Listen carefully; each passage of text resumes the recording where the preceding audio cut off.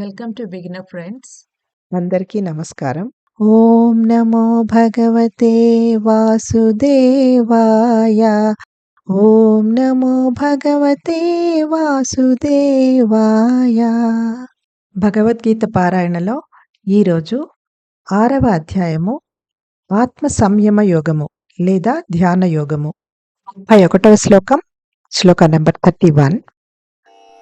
సర్వభూతస్థితం యో మాం భజత్యేకత్వమాస్థితః సర్వదా వర్తమానోపి స యోగి మయి వర్తతే.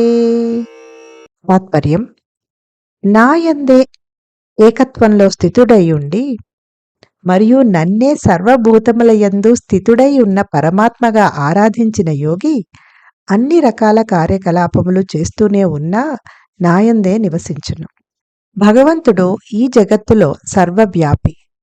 ఆయన సర్వభూతముల హృదయములలో పరమాత్మ రూపంలో కూర్చొని ఉంటాడు. ప్రతి ఒక్క ప్రాణి శరీరంలో 2 వ్యక్తిత్వాలు ఉంటాయి. అది ఆత్మ మరియు పరమాత్మ.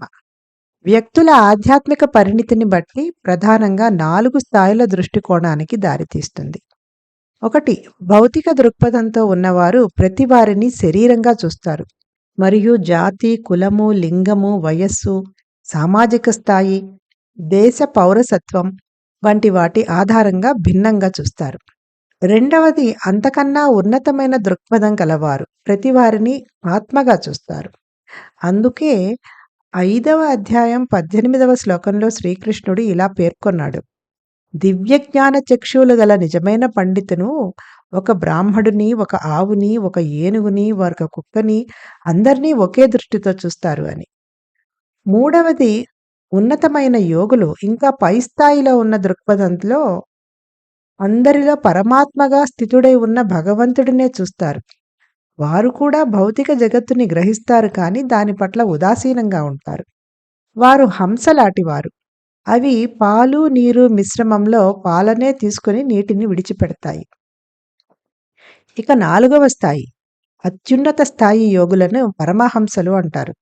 వారు భగవంతుడినే దర్శిస్తారు. వారికి ఈ ప్రపంచం స్పృహ ఉండదు. ఈ శ్లోకంలో శ్రీకృష్ణుడు పైన పేర్కొనబడిన స్థాయిల్లో 3, 4వ స్థాయిల్లో ఉన్న పరిపూర్ణ సిద్ధి సాధించిన యోగుల గురించి మాట్లాడుతున్నాడు. Meaning of the Shloka is: The yogi who is established in union with me and worships me as the Supreme Soul residing in all beings dwells only in me, though engaged in all kinds of activities. God is all-pervading in the world. He is also seated in everyone's heart as the Supreme Soul. Within the body of each living being, there are 2 personalities, the Soul and the Supreme Soul. This is in 4 different states.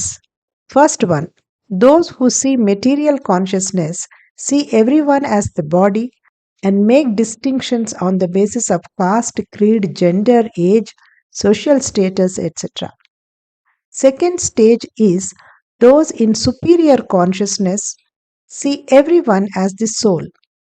Thus, in the words 18 of the chapter 5, Sri Krishna states that the truly learned with the eyes of the divine knowledge see with equal vision a Brahmin, a cow, an elephant, a dog, etc. Third stage is the elevated yogis who, in an even higher consciousness, see God seated as the Supreme Soul in everyone. They also perceive the world, but they are unconcerned about it.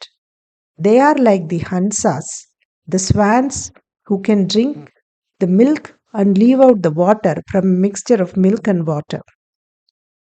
Fourthly, the most elevated yogis are called Paramahamsas. They only see God and have no perception of the world. In this shloka, Sri Krishna is talking about the perfected yogis who are in the 3rd and 4th stages of the above levels of realization. Om Namo Bhagavate Vasudevaya.